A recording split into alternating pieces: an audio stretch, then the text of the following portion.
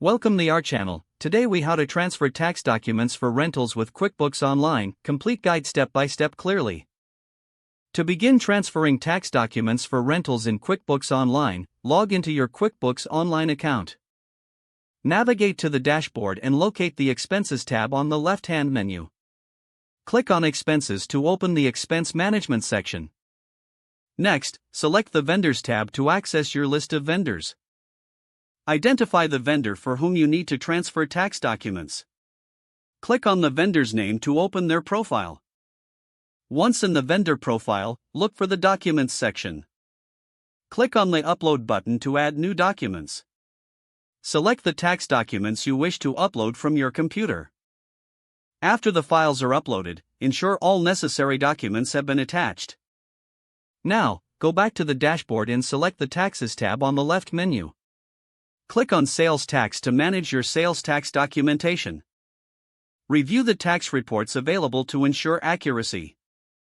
If you need to create a new report, select the appropriate options to generate one. Once your report is generated, click on Export. Choose the format you prefer for your tax documents, such as Excel or PDF. Save the document to your computer for easy access later.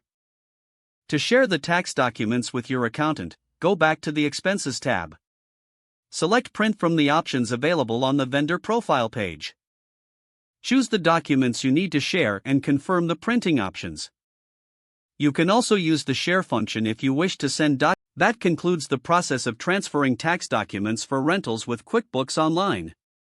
Always ensure that all your documents are accurate and complete before submission. Periodically review and organize your documents for easier access in the future. If the page does not load, refresh the browser or try again in a private or incognito window. Make sure you are using the correct email address, then retype it carefully to avoid small typos. If your password is not accepted, use the reset option and create a new strong password you can remember.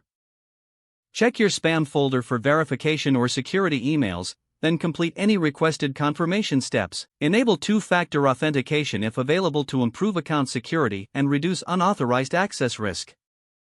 Don't forget to like this video and subscribe to our channel for more step-by-step tech guides.